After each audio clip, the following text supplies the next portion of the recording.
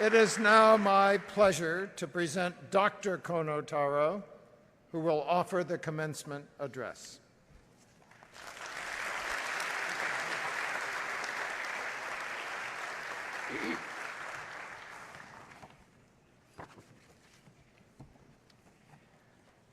Interim President Groves, Interim Provost Colbert, Dean Hellman, members of the faculty and staff, distinguished guests, family, friends, and fellow Hoyers, good afternoon and congratulations.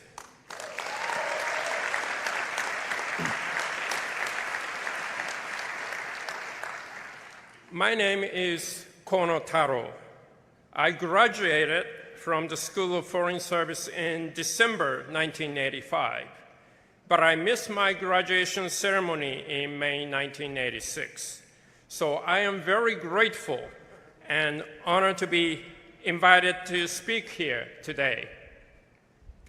I grew up in Japan and went to a university in Tokyo, but I quit after 2 months and came to a prep school called Suffield Academy in Connecticut, 1981.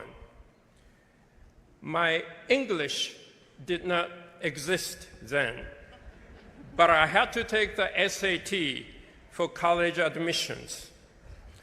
On my first try, I got a 280 in English. So on my second try, I put numbers on my pencil, and I rolled my pencil when I did not know the answer. My pencil got me 380, and the School of Foreign Service accepted me, or maybe my pencil.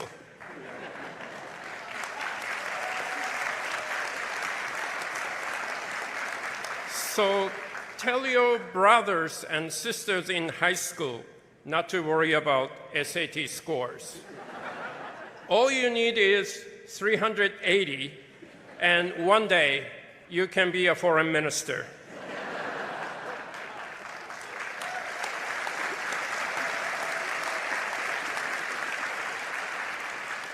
In my freshman year, I signed up for a seminar called American Foreign Policy Process with Dr. Madeleine Albright. During the first class of this seminar, American students, as usual, kept talking and talking. I, as a quiet foreign freshman, was not able to cut in, so I just listened and kept thinking about how they could talk so much nonsense. But after the first class, Dr. Albright told me if I was not going to make a contribution to the class, I did not need to come back. So I tried to explain that I was a student from Japan, my English was still not good. Instead of sympathizing, she snapped, "That's your problem." So I began talking before anyone else started to say anything in the class. Eventually, someone would cut in and steal the conversation, but I could say I did my share for the day. We had to write a term paper for the seminar, and I wrote about why Senator William Fulbright, the legendary chairman of the Senate Foreign Relations Committee, lost in the Democratic primary in 1974 to a governor.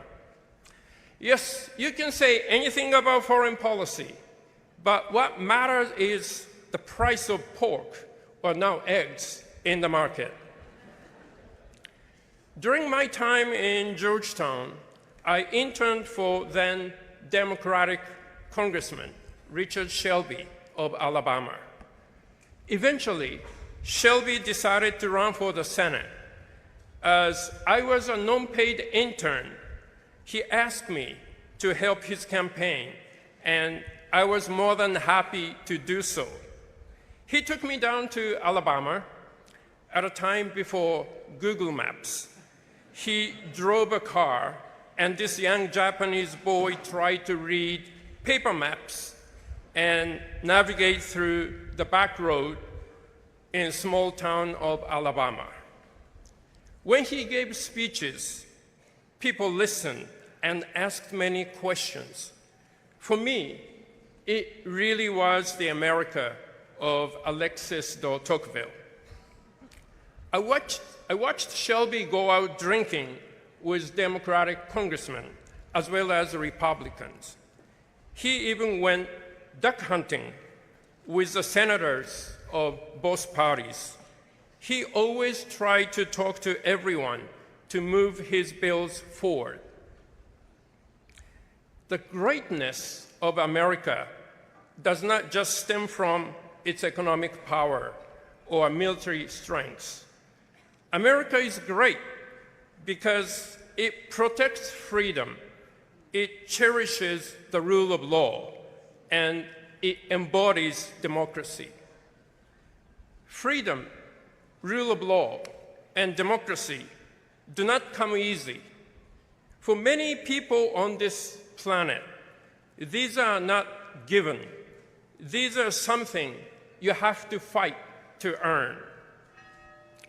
To many people outside of the United States, America was great because America had stood with them, supported them, and even fought with them to uphold these values. Since the end of World War II, the United States has shouldered a significant burden to maintain a free and liberal international order. During this period, America's allies, including Japan, have been able to keep their defense budget minimum and invest in economic development. This international order, until now, has contributed to the economic prosperity of most countries, including the United States. Now Japan is America's #1 foreign direct investor, creating nearly 1 million US jobs and investing almost $1 trillion in the US economy.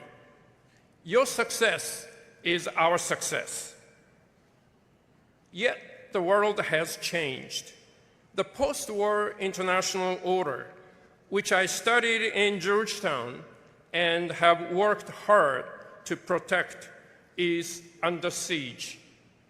States that do not share the values of freedom, rule of law, and democracy are attempting to change the status quo, and they are doing so by force and coercion. The global balance of power is shifting quickly and dramatically. Some countries have even chosen the paths of war, whether physical, cyber, or trade, to seek their national aims. China, which has increased its military spending 28-fold in the last 30 years and continues to flout international rules, poses the greatest risk to the global order. The United States alone cannot bear the burden of realizing our dream of free and open Indo-Pacific, but it doesn't have to. Japan is standing by its side.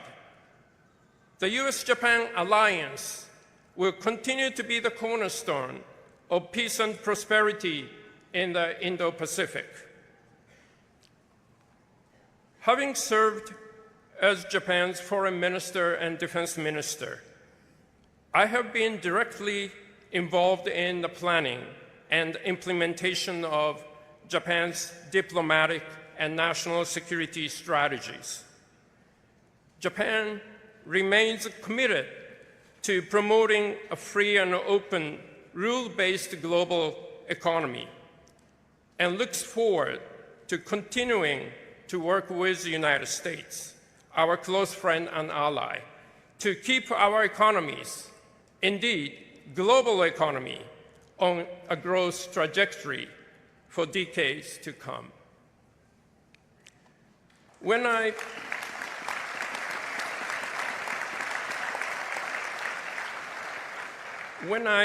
attended the ASEAN Defense Ministers meeting in Bangkok in 2019, the defense ministers of the ASEAN member states kept telling me they would not choose between the United States and China.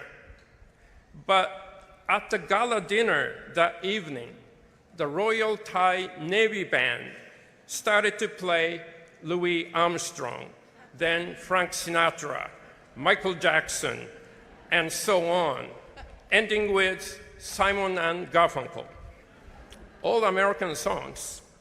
So I turned to an ASEAN defense minister sitting next to me and said, they seem to have made choice. And he winked at me and said, of course, we all have, and you know why.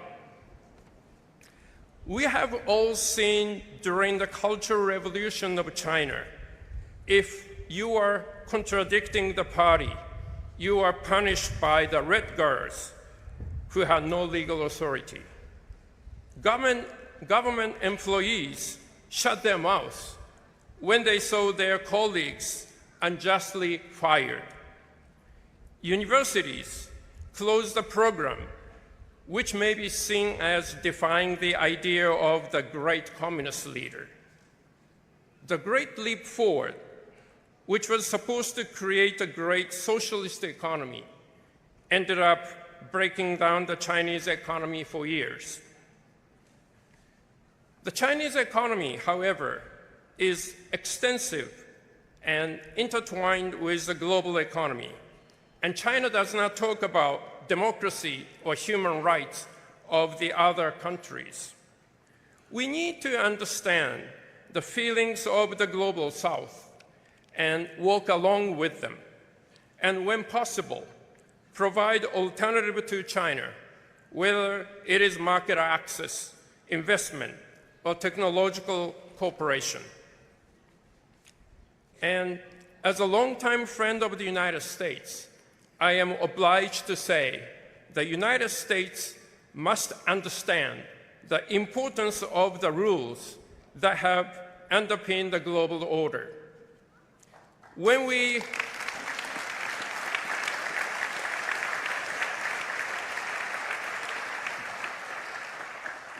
criticize authoritarian regimes for not following international rules, we are often asked questions like, what about the United States?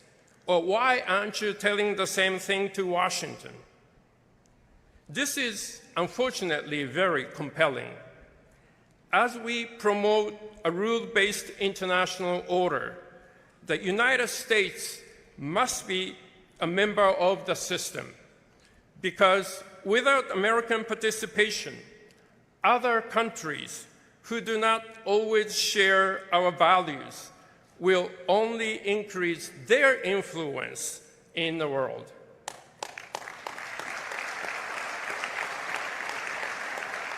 So, those of you who are graduating today, you shall work hard to make America truly great again.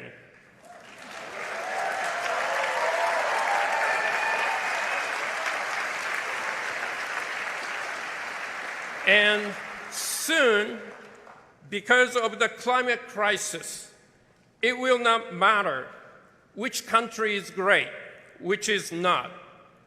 We all need to work together to keep this beautiful planet great for all of us.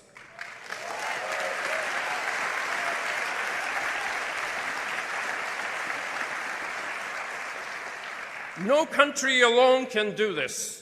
So young Hoyas, stand up and speak up to make the whole world great again. Thank you very much. Hoya Saksa.